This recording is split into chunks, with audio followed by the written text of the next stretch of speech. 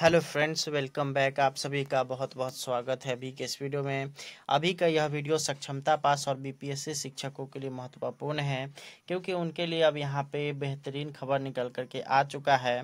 तो जैसा कि आप सभी को पता ही है कि सक्षमता पास शिक्षक और बीपीएससी शिक्षक जो भी हैं, उनका स्पष्ट रूप से जो मांग है वो है ऐच्छिक ट्रांसफ़र। और अब जो है यहाँ पर बिहार सरकार ऐच्छिक ट्रांसफ़र देने हेतु अपनी योजना बना रहा है, जिसमें यहाँ पर स्पष्ट कर दिया जा चुका है कि प्रत्येक विद्यालय में कम से कम एक विद्यालय अध्यापक यानी कि बीपीएससी वाले टीचर और एक विशिष्ट शिक्षक जो होंगे उनका होना अनिवार्य कर दिया गया है। और इसको लेकर के ऐच्छिक स्थानांतरण का मांग यहाँ पे ऐच्छिक स्थानांतरण का मांग जो यहाँ पे शिक्षकों के द्वारा किया जा रहा था उसको पूरा किया जा रहा है। और यह जो प्रक्रिया है वो आपका अगले महीना से शुरू हो जाएगा, यानी सितंबर महीना में। और आप लोग से 3 स्कूल का विकल्प मांगा जाएगा। उन 3 स्कूलों में से आपको किसी न किसी एक स्कूल में आपका पोस्टिंग कर दिया जाएगा। तो इससे रिलेटेड खबर निकल करके आ रही है। तो चलिए हम लोग चलते हैं अगले स्लाइड पे और आप लोग को वो खबर बताते हैं जिसमें स्पष्ट रूप से आप सक्षमता पास शिक्षक और बीपीएससी शिक्षक दोनों के लिए महत्वपूर्ण है। यहाँ पर आप लोग देख सकते हैं शिक्षकों से लिए जाएंगे विकल्प। तो इसको अगर आप लोग देखिएगा तो इसमें आप लोग को यहाँ पे पता चलेगा कि शिक्षकों के पदस्थापन और स्थानांतरण के पहले उनसे विकल्प लिए जाएंगे। हालांकि कितने जिलों का विकल्प शिक्षकों से लिया जाएगा यह तय नहीं हुआ है, जल्द ही यह भी निर्धारित कर दिया जाएगा। इसके बाद प्राथमिकता और नियमावली के प्रावधानों के अनुरूप शिक्षकों को नए स्कूल में भेजा जाएगा। पदस्थापन में यह सुनिश्चित किया जाएगा कि हर स्कूल में बीपीएससी शिक्षक भी जरूर रहे। मालूम हो कि अभी राज्य में 5.5 लाख शिक्षक कार्यरत है। विभाग इस पर भी मंथन कर रहा है कि जो नियोजित शिक्षक सक्षमता उत्तीर्ण नहीं है उन्हें नियोजन इकाई से बाहर स्थानांतरण किस आधार पर किया जा सकता है।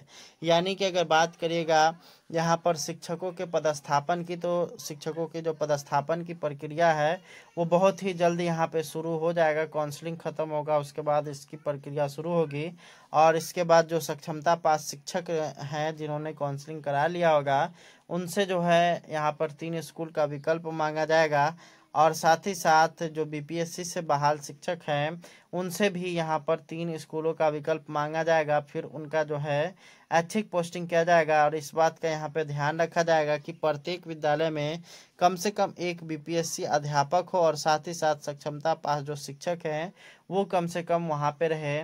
और साथ ही साथ नियोजित शिक्षकों की अगर बात करिएगा तो नियोजित शिक्षक का भी अगर जिस परिस्थिति में वो है उस स्थिति की अगर बात करेगा तो अभी जो है उनका ज़्यादा से ज़्यादा स्थानांतरण उनके नियोजन इकाई में ही हो सकता है। जिसमें यहाँ पे अगर बात करिएगा कि अगर कोई पंचायत शिक्षक है तो उसका पंचायत के भीतर ही कहीं स्थानांतरण होगा। और अगर प्रखंड शिक्षक है तो प्रखंड के भीतर ही उनका जो है स्थानांतरण होगा। लेकिन अब यहाँ पे एक कॉमन यहाँ पे नियमावली लाने का प्रयास किया जा रहा है जिसमें सभी शिक्षक आ जाएंगे, जिसके बाद सभी शिक्षकों का जो नियोजन इकाई है वो जिला हो जाएगा। तो इसके बाद जो है यहाँ पर अब उसको किस तरह से मैनेज किया जाता है, नियमावली 2020 को किस प्रकार से संशोधित किया जाता है, यह देखने योग्य बात होगी। और उस नियमावली में जो सुधार होगा उससे नियोजित शिक्षकों के ऊपर क्या प्रभाव पड़ेगा वह आने वाले समय में आप लोग को देखने को मिलेगा। जिसमें यहाँ पर उन शिक्षकों की अगर बात करेगा तो उनके जो है नियोजन इकाई को खत्म करने का प्रयास किया जा रहा है और उनका भी जो है पदस्थापन जिला स्तर पर किया जा सकता है। और इसको लेकर के सरकार रणनीति बना रही है और लगातार इस पर बैठक जारी है। Hello friends, welcome back. आप सभी का बहुत बहुत स्वागत है अभी के इस वीडियो में। अभी का यह वीडियो सक्षमता पास और बीपीएससी शिक्षकों के लिए महत्वपूर्ण है, क्योंकि उनके लिए अब यहाँ पे बेहतरीन खबर निकल करके आ चुका है।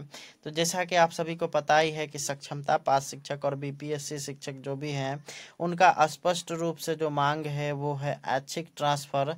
और अब जो है यहाँ पर बिहार सरकार ऐच्छिक ट्रांसफ़र देने हेतु अपनी योजना बना रहा है, जिसमें यहाँ पर स्पष्ट स्पष्ट कर दिया जा चुका है कि प्रत्येक विद्यालय में कम से कम एक विद्यालय अध्यापक यानी कि बीपीएससी वाले टीचर और एक विशिष्ट शिक्षक जो होंगे उनका होना अनिवार्य कर दिया गया है। और इसको लेकर के ऐच्छिक स्थानांतरण का मांग यहाँ पे ऐच्छिक स्थानांतरण का मांग जो यहाँ पे शिक्षकों के द्वारा किया जा रहा था उसको पूरा किया जा रहा है। और यह जो प्रक्रिया है वो आपका अगले महीना से शुरू हो जाएगा यानी सितंबर महीना में। और आप लोग से 3 स्कूल का विकल्प मांगा जाएगा। उन 3 स्कूलों में से आपको किसी न किसी एक स्कूल में आपका पोस्टिंग कर दिया जाएगा। तो इससे रिलेटेड खबर निकल करके आ रही है। तो चलिए हम लोग चलते हैं अगले स्लाइड पे और आप लोग को वो खबर बताते हैं जिसमें स्पष्ट रूप से आप सक्षमता पास शिक्षक और बीपीएससी शिक्षक दोनों के लिए महत्वपूर्ण है। यहाँ पर आप लोग देख सकते हैं शिक्षकों से लिए जाएंगे विकल्प।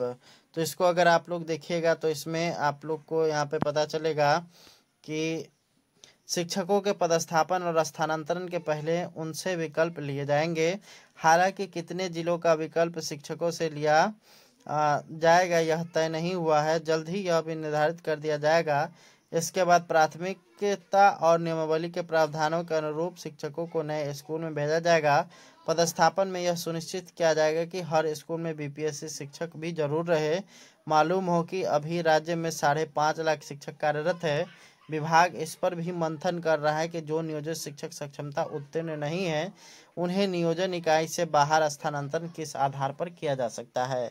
यानी कि अगर बात करिएगा यहाँ पर शिक्षकों के पदस्थापन की, तो शिक्षकों के जो पदस्थापन की प्रक्रिया है वो बहुत ही जल्द यहाँ पे शुरू हो जाएगा। काउंसलिंग खत्म होगा उसके बाद इसकी प्रक्रिया शुरू होगी और इसके बाद जो सक्षमता पास शिक्षक हैं जिन्होंने काउंसलिंग करा लिया होगा उनसे जो है यहाँ पर 3 स्कूल का विकल्प मांगा जाएगा।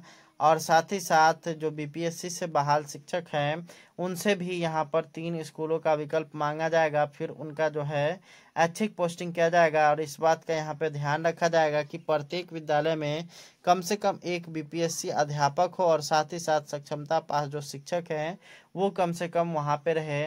और साथ ही साथ नियोजित शिक्षकों की अगर बात करिएगा तो नियोजित शिक्षक का भी अगर जिस परिस्थिति में वो है उस स्थिति की अगर बात करेगा तो अभी जो है उनका ज़्यादा से ज़्यादा स्थानांतरण उनके नियोजन इकाई में ही हो सकता है। जिसमें यहाँ पे अगर बात करिएगा कि अगर कोई पंचायत शिक्षक है तो उसका पंचायत के भीतर ही कहीं स्थानांतरण होगा। अगर प्रखंड शिक्षक है तो प्रखंड के भीतर ही उनका जो है स्थानांतरण होगा। लेकिन अब यहाँ पे एक कॉमन यहाँ पे नियमावली लाने का प्रयास किया जा रहा है जिसमें सभी शिक्षक आ जाएंगे। जिसके बाद सभी शिक्षकों का जो नियोजन इकाई है वो जिला हो जाएगा।